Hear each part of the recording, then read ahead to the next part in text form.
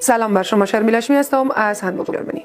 خوش آمدین به خلاصه از اخبار و اطلاعات این هفته در آلمان. امروز پنجشنبه 26 اکتبر سال 2023 است.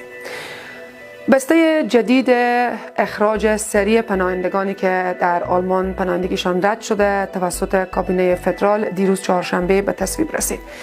در این قانون جدید که قرار است به زودی راهی پارلمان هم بشه، پناهجویانی که درخواست پناهندگیشان رد میشه هر چی سریعتر از آلمان اخراج بشن. به پلیس دست بازی داده شده، قدرت و صلاحیت‌های بیشتری داده میشه که با استفاده از اهداف مختلفی بتونه پناهجویان زودتر رد بکنه. موبایلشون بررسی بکنه، اتاق‌های خودشان بگرده، اتاق‌های حتی دوستانشان در کمپ‌های مهاجرت بگرده. تا 28 روز حق داره اونها رو در بازداشت نگه بداره. حتی قبل از اینکه اخراج بشن برشان خبر ندن، چون قبلا یک ماه قبل خبر میدادن. فقط به خانواده‌های خبر بدن که فرزندان زیر 12 سال دارن. بقیه میتونن حتی بدون اطلاع قبلی در شب هنگام اخراج بکنن. از طرفی هم به پناهجویانی که چشمانداز خوب دارن که بهش میگن گوت بلایب پرسپکتیو حق بدن که زودتر وارد بازار کار بشن.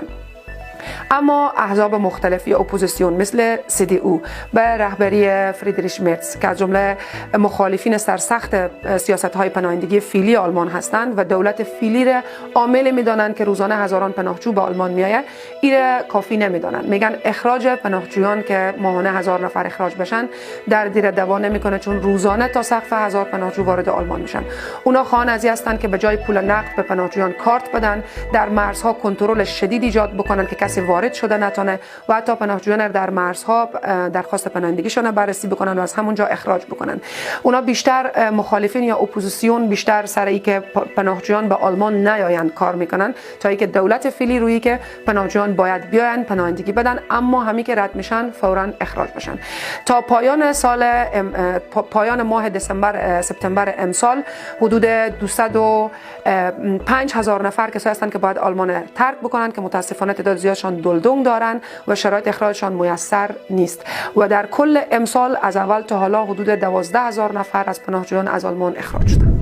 طی چند روز گذشته پلیس جنایی فدرال آلمان از تحقیقات گسترده خبر میده که علیه کسایی انجام میشه که نامه‌های تهدیدآمیزی به خیلی از سفارتخانه‌ها، مدرسه‌ها، شبکه‌های تلویزیونی فرستادن در آلمان و تهدید کردن که بمبگذاری میکنن. کسانی که این نامه‌های تهدیدآمیز میفرستن در نامه‌ها از جنگ در اسرائیل و در فلسطین و حتی در اوکراین یاد کردن و از حمایتشان از حماس و از اینکه رفتار و برخورد آلمان در جنگی که در فلسطین و در اسرائیل هست از او انتقاد دارن و تهدید میکنن که بمبگذاری میکنن. به همین خاطر در چند ایالت از جمله برلین، براندنبورگ، نوردراین وستفالن چندین ساختمان تخلیه شدن، از جمله ساختمان بزرگ دفتر شبکه تلویزیونی CDF. چند روز پیش 600 کارمند خود مجبور شد تخلیه بکنه و عملیات بزرگ پلیس اونجا انجام شد برای یافتن بمب‌ها که بمب‌ها یافت نشد.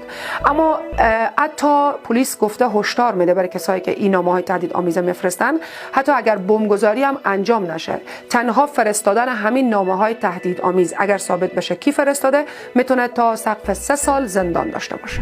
آژانس حقوق اساسی اروپا یک تحقیقی را انجام داده در بین 13 کشور اروپایی در مورد نژادپرستی علیه غیر اروپایی‌ها، به خصوص سیاه‌پوستان. متاسفانه آلمان در بین 13 کشور اروپایی کشوری است که بلندترین آمار نژادپرستی را داشته علیه خارجیان، به خصوص سیاه‌پوستان. اتریش کشوری است که بعد از آلمان در رتبه دوم قرار گرفته که اونجا هم نژادپرستی متاسفانه داد میزنه. حدود 76% از کسایی که در آلمان مصاحبه شدن و این تحقیق روشان انجام شده که خارجیان هستند، گفتند که روزانه با موضوعات نژادپرستی به دلیل رنگ پوستشان، دینشان، ملیتشان مورد نژادپرستی قرار میگیرند در آلمان و همچنان رسانه‌های داخلی هم از جمله CDF که گزارش نشر کرده با مردم مصاحبه‌ای که داشته، شدت روزانه نژادپرستی در آلمان از مردم شنیده و مسئله نژادپرستی در آلمان فعلا یکی از بزرگترین موضوعات بحث است. یک فرد 29 ساله به نام طارق اس در شهر دیوسبورگ بازداشت شده به دلیل اینکه قرار بوده یک حمله تروریستی در یک تظاهراتی که برای حمایت از اسرائیل در این شهر قرار بود راه اندازی بشه حمله تروریستی انجام بده. حالا دادستانی شهر دوسلدورف که این پرونده را بررسی میکنه گفته این فرد از جمله اسلامگرایان تندرو است، با وجودی که خود شهروند آلمان است در بلیفیلد به دنیا آمده. سال 2013 هم به سوریه رفته بوده، به جنگ سوریه اشتراک داشته. بعد از بازگشت حتی در آلمان به 5 سال زندان هم محکوم شده بوده، اما حالا باز هم با استفاده از یک کامیون یا موتر باربری میخواسته به یک تظاهرات حمایت از اسرائیلی ها حمله تروریستی انجام بده.